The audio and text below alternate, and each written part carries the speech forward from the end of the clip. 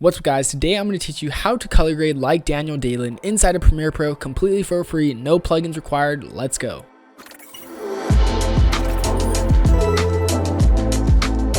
My name is Devinhuynh. Welcome to 11% Tutorials. For those of you who don't know, Daniel Dalen has kind of been like taking over the vlog space on YouTube. He's like an entrepreneur, he's a digital nomad, and he also has really aesthetic videos. The cinematography is amazing, the composition is amazing, and most importantly, the color grade is amazing. By the way, Daniel is shooting on a Sony FX3. For those of you who don't know, it doesn't mean you can't achieve the same color grading results, but today I'm going to be teaching you how to create this minimalistic yet aesthetic yet cinematic color grade all inside of Premiere Pro. We're going to be going off of a couple reference images that we have loaded up right here, and then I'm going to be using my own footage, which I just shot like some Daniel Dalen POV style on a couple recent trips. Without further ado, let's get straight into it. So first up right here, I'm going to be using a new method, or it's new to me, I don't really use it that often. That is the color wheel apply match view. If you go to your Lumetri color tab right here and then you scroll down to from under basic color correction, under curves, there is a color wheels and match. Hit the drop down right there and you're going to see there's a comparison view button. Click the comparison view right here and it's going to basically take a reference image from the very first frame of your timeline, and then the next image is going to be wherever your playhead is. Let's say I want to match the color grade of this very beginning shot to, let's get something more similar, something like this. Oh, this is a good shot right here, a shot like this. So I shot this Rec 709, by the way. If you're using S-Log, I'll get to that in just a bit, but I'm going to use this with Rec 709 footage. I'm going to hit apply match right under comparison view, hands are off the keyboard, analyze, and done. You can see it pulled the color grade from that frame and then matched it to this shot, which I think is pretty cool. Yes, there's a couple tweaks that we can make with it, but for some shots, it honestly does a really good job and it's like a final product. Before we go any further, I do want to let you know if you ever end up with any crunch deadlines or quick turnarounds for edits and you also need really good visual effects, you should definitely check out our video editing preset pack site, 11%.net. There we have preset packs ranging from camera shake transitions all the way to title cards and overlays. We recently just dropped our brand new 3D floating CGI city objects pack, so you can just drag and drop any CGI floating visual effects onto your video clip and boom, you have some instant professional visual effects applied. Right now, we're actually extending our Black Friday deal for exclusive limited time only. So if you buy 2 packs, you'll get a 3rd pack entirely for free on us, only for a limited time only. I don't know how much longer I'm going to run this deal. Saving time is really the best investment any editor can make for themselves. So if you want to check out these editing preset packs, they're all available at my website, 11%.net. Without further ado, let's get back to the tutorial. But what I'm going to do real quick is I'm just going to go ahead and click off this comparison view. I'm going to go ahead and I actually kind of really like the color choice that it did with this. I believe they're using AI with this, not certain, but what I'm going to do is I'm just going to go here to my basic color correction. I'm going to add a little bit of warmth to it because Daniel always has this like warm, softish tone to it. And then I'm going to go back to my curves and I'm going to go over here to the RGB curves. I'm going to hit 2 points right here on this little curve thing. And I'm going to bring this up right here, only upwards, not below this blue line right here. The reason being so is that's creating a more softer like look, making the contrast less harsh without using the contrast and basic color correction, which is going to kind of like degrade and lose a little bit of information. So now that we have the color grade done just from the Lumetri look, I'm just going to go ahead and do one more step that Daniel also uses in his videos. He shoots with a Pro Mist filter. For those of you who don't know, it's basically like a filter on top of your camera lens that has a bunch of like grain or like little dots in it, and that kind of just messes with the focus and it creates this hazy look and it just looks really aesthetic. For those of you who shot video without a Pro Mist filter, it's also really easy to create digitally afterwards. Obviously it's not going to be as authentic, but we can still do it. Hold Option or Alt and drag up on your clip to duplicate it, or you can just hit Command C and Command V to duplicate it. Now I'm going to go to my effects and presets. I'm going to search for the Luma key effect, drag and drop that onto my top layer. Then one more thing I'm going to do is I'm going to search for a Gaussian blur and drag and drop that to my top layer as well. Let's go to our effects controls. Now what I'm going to do is first I'm going to turn off the visibility of that bottom layer so we can just see the top layer, and you can see everything's a lot darker. The reason being so is because we have a Luma key effect. The Luma key basically just gets rid of all the dark areas and makes it transparent to the layer below it. I'm going to mess around with the cutoff. I believe like the higher the cutoff is, the more that is taken away. I'm going to leave it around somewhere around like 30, 40-ish, because basically I only want the white brightest areas to be showing. So that usually is where anywhere there's a light. And now that we have that, I'm just going to increase the blurriness a bunch to around like 50, 40-ish. And now I'm going to change the blend mode to screen. Now it looks like nothing's happened and we just ruined our image image, but don't worry, turn on the visibility and you can see, ta-da, we have a nice like misty, hazy look onto our footage. Looks really cool. And the cool thing about this is that you can always adjust the cutoff to adjust how much like mist there is. And if you want it to be even mistier, you can just increase the blurriness more and you get even more misty. I think that's just a really fun trick to just create a artificial pro mist filter on top of your footage, but that's how I do it so far. Now let's go ahead and jump into like actually color grading it from S-Log. We're getting a more like straight from the ground up look without using the Lumetri color match look, which I still think is a cool feature, but sometimes you just need to color grade from the ground up. Okay, so now I have an S-Log clip that I shot on my Sony a7 III in Venice, I think. What I'm gonna first do, for those of you who don't know, once you imported like an S-Log, you have to first make sure it's at this correct like setting on S-Log. So go to your Lumetri color. Before you go to the edit tab, click this little settings tab, then click override media color space and change it from Rec 709 to whatever like format you shot it on. So it has a pretty good list of cameras already loaded into Premiere, but if you don't see yours, maybe you're shooting on Canon or Blackmagic or whatever camera it may be, just go to that camera's website and they should have a bunch of like templates that you can just input the LUTs inside of Premiere Pro. So I'm going to choose the Sony S-Log Gamut Sin 3, I believe, because yeah, that was what I was shooting on. So now I import it. You can see I was shooting on a little bit higher ISO. Don't worry, we can bring that down. Now we're going to go back to the edit tab and we're going to go to our curves and we are going to click 2 points right here on this like S-Log RGB curves right here, and we're going to create like a little S curve shape right here, and we're going to bring the bottom one up a little bit and the top one down. And the reason being so is the top one is just going to bring down the light, make it less brighter, and the bottom one's going to make the blacks more like milky tone. So now that's looking pretty good. I'm going to come over here to my hue and saturation and I'm just going to bring this up a bunch just because I want it to be a lot more brighter and like colorful. And now I'm going to grab my eyedropper tool, select the blue in the sky and bring it up just a little bit so it's a little bit more like tealish, just a tad bit,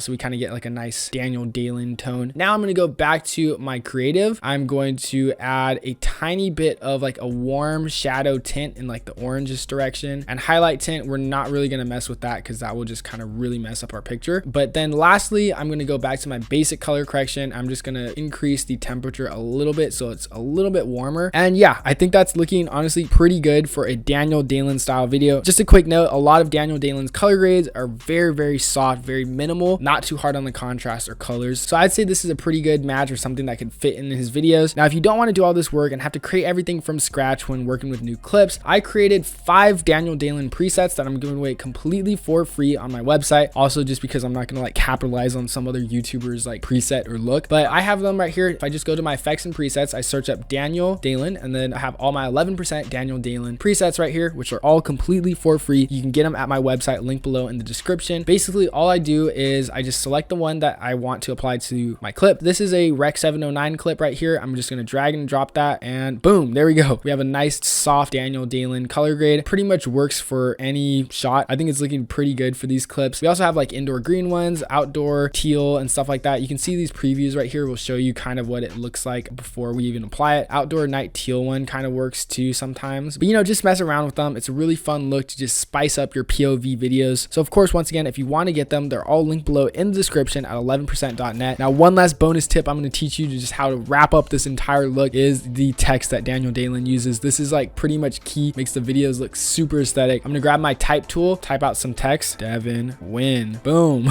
I believe the font he uses is Helvetica New Condensed. Let's do Helvetica New Condensed Black, I believe. That's it. And then the color is always like this kind of like warmish yellow. Don't know the exact number for it, but I'm going to say somewhere around here looks pretty good. And now, really key important part, scale it up a lot, condense the letters. Before you finalize it, make sure you go to your effects and search for a Gaussian blur. Apply that Gaussian blur and just increase the blurriness a little bit so that the edges are a little bit softer, around like 7 or 8. And pretty much there you have it. That's how you can create some nice Daniel Dalen style text for your videos. I think that looks pretty on brand for his style of videos. So once again, if you want to get those presets, they're linked below in the description completely for free. Hope you guys found something useful from this video. Now, if you want to learn how to create even more authentic halation and bloom and like a more cinematic color grade for any type of video, even Rec 709 and S-Log, you can check out this video linked right here. Happy editing.